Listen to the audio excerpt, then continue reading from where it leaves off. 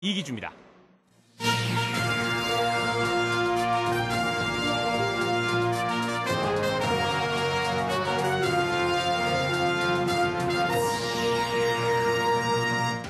최근 정선 정암사 주변에서 고려시대 온돌 구조를 갖춘 건물터와 유물이 다수 출토되면서 보물인 정암사 수만호탑의 국보 승격 추진에도 도움이 될 전망입니다.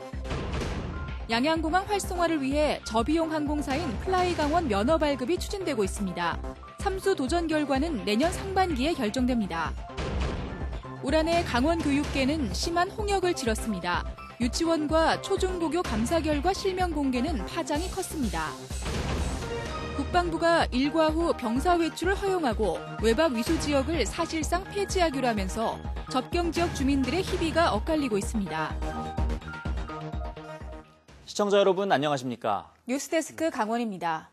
고려시대 유물인 정선 정암사 수만호탑은 벽돌 모양으로 쌓은 모전석탑으로 보물 제410호입니다. 그런데 최근 정암사 주변에서 고려시대 온돌 구조를 갖춘 건물터와 유물이 다수 출토되면서 수만호탑의 국보 승격이 다시 추진되고 있습니다. 홍한표 기자가 보도합니다.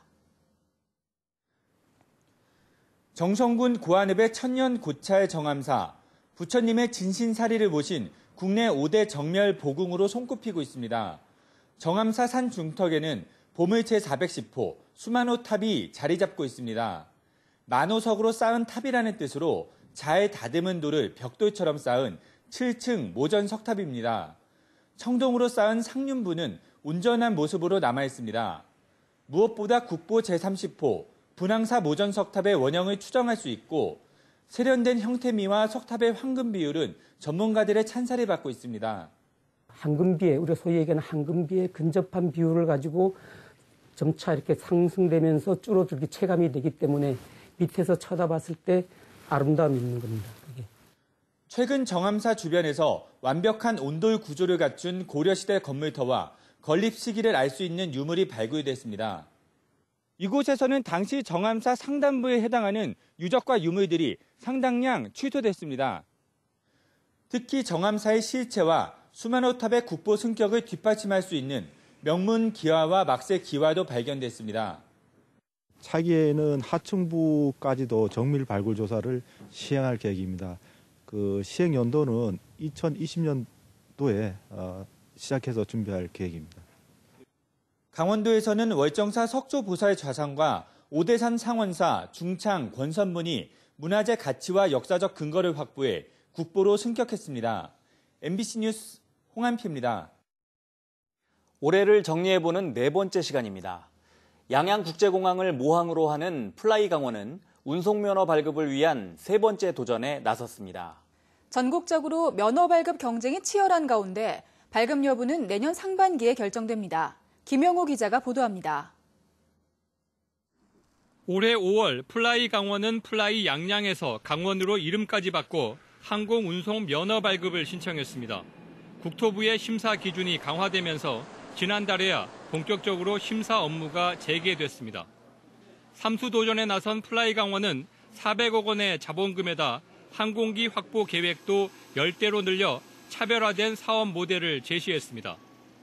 항공권만 판매하는 게 아니라 그 관광이나 여행 상품까지 같이 묶음 판매를 하기 때문에 운송 사업만으로 내기가 좀 어려운 수 있지만 전체 상품으로 하면 수익 구조는 좋아진다. 강원도와 양양군도 전폭적인 투자를 약속하며 플라이 강원을 지원하고 있습니다. 면허 발급 이후 경영 안정화를 돕기 위해 공항 시설을 개선하고 항공사 인력 양성을 지원하는 등 협력 체계를 유지하고 있습니다. 항공운송사업 면허 발급을 전제로 강원도 플라이 강원 안정화 TF팀에 저희 군이 참여해서 지금 내년 안에 비행기를 띄울 수 있도록 지금 제반 절차를 진행 중에 있습니다. 하지만 전국적으로 경쟁이 치열합니다. 저비용 항공 운송 면허를 신청한 곳은 4개 공항 5개 업체에 달하는데 한 2개 업체만 선정될 전망입니다. 강원도는 플라이 강원이 면허 발급 심사에서 탈락하면 양양공항에 대한 행정 재정적 지원을 끊겠다며 강경 대응을 예고했고 공항 부지를 대규모 관광단지로 전환해야 한다는 주장도 나오고 있습니다. 국토교통부는 양양국제공항을 살려야 할 의무가 있습니다. 만약 이번에 면허가 반려될 경우 저희 지역 주민들은 양양국제공항을 폐쇄 운동을 전개할 예정입니다. 양양국제공항의 운명을 가를 플라이 강원의 운송면허 발급 여부는 내년 3월 안에 결정될 예정입니다. MBC 뉴스 김영호입니다. 올해 도내 교육계를 뒤덮은 최고 화제로 유치원과 초중고교 감사 결과의 실명 공개를 꼽을 수 있습니다. 교육계에 다양한 비위 행위가 있었다는 사실에 학부모들은 놀랐습니다. 이재규 기자가 보도합니다. 2달 전인 10월 25일 강원도교육청 홈페이지에 비리 유치원 명단 전체가 공개됐습니다. 사립유치원 108곳 중 96곳, 공립유치원 23곳 중 19곳이 여러 이유로 감사에 적발된 사실이 공개된 겁니다. 부당한 회계 집행이 가장 많았고 적립금 변칙 운용이 그 다음이었습니다. 교육청은 원장 처우 개선비 46만 원을 지급하지 않겠다며 사립유치원이 공교육 테두리 안으로 들어올 것을 요구했습니다.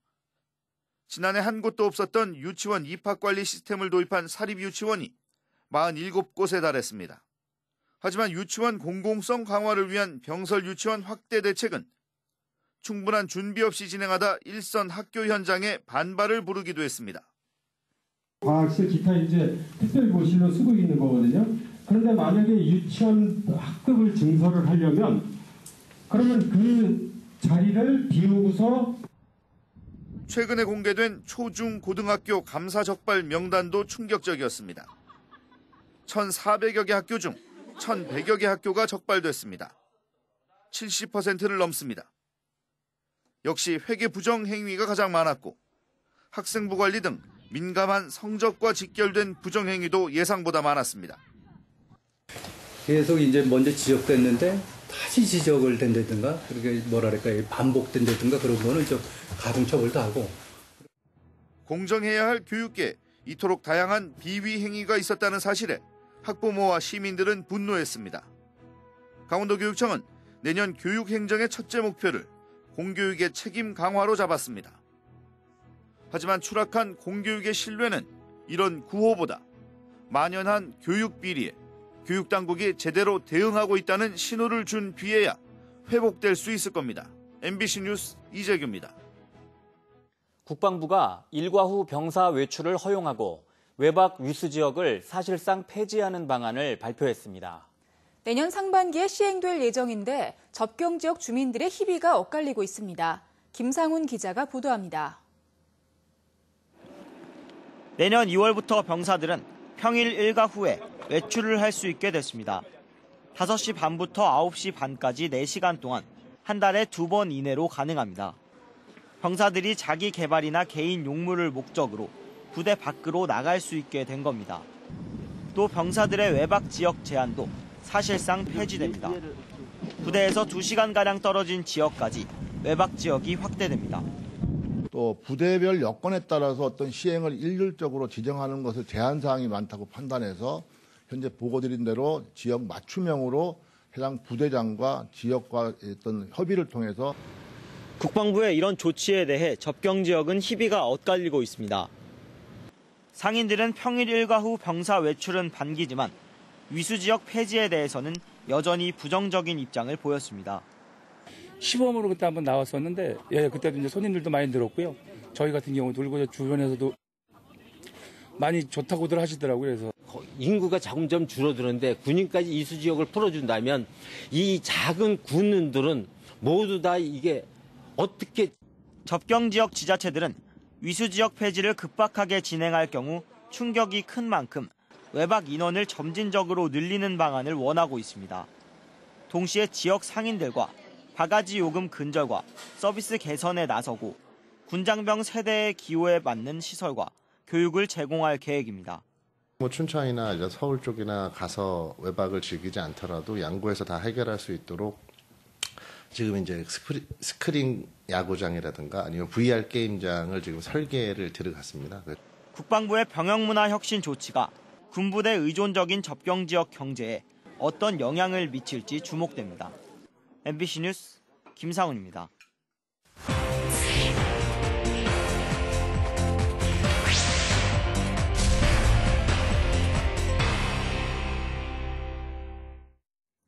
지난 18일 펜션 사고로 숨지거나 다친 학생들의 장례비와 치료비를 강릉시가 지원합니다. 강릉시는 펜션의 가스보일러에서 유출된 일산화탄소 중독으로 숨진 학생 3명의 장례비와 입원 치료를 받은 학생 7명의 치료비, 보호자 숙박비 등을 지원할 계획이라고 밝혔습니다. 강릉시는 이번 사고를 사회 재난으로 보고 먼저 관련 비용을 지원한 후 수사 결과에 따라 원인 제공자에게 구상권을 청구할 방침입니다. 춘천 속초 동서고속화철도 사업 추진의 사실상 마지막 행정 절차인 환경영향평가 연내 통과가 무산됐습니다. 환경부는 오늘까지 동서고속화철도 전략환경영향평가 승인 여부를 결정하겠다는 당초 약속을 어기고 평가 기간을 연장했습니다. 강원도는 환경부 협의가 지연되고 있지만 내년 1월 중에 협의를 마치고 기획재정부와 총사업비 협의까지 완료한 뒤 곧바로 기본 설계에 들어가 2021년 공사 착공에 들어갈 계획이라고 밝혔습니다. 비정규직 광부들이 석탄 공사를 상대로 한 근로자 지위 확인 소송에서 6년 만에 승소했습니다. 대법원은 오늘 대한석탄공사가 하청업체 비정규직 노동자에 대한 처우를 정규직과 차별해서는 안 된다고 판결했습니다. 대법원은 협력업체에 고용돼 도계광업소에서 근로를 제공할 때는 피고의 근로자 지위에 있다며 임금 차액을 지급하라고 한 원심을 확정했습니다. 정선군 의회 의원들의 내년도 의정비가 3,864만 원으로 확정됐습니다. 정선군 의정비심의위원회는 6차 회의를 열고 여론조사 결과를 반영해 내년도 의정비를 올해보다 21.1% 오른 3,864만 원으로 결정했습니다. 또 2020년부터 2022년까지는 공무원 보수 인상률에 맞춰 의정비를 인상하기로 결정했습니다. 속초시가 국단위 조직 개편에 따른 인사 발령을 단행했습니다. 속초시는 신설되는 행정복지국장에 정성훈 기획감사실장을, 경제개발국장에 하종수 주민생활지원실장을 임명했습니다. 이와 함께 161명에 대한 보직 이동과 부서 명칭 변경에 따른 305명의 전보 인사를 단행했습니다. 뉴스를 마칩니다.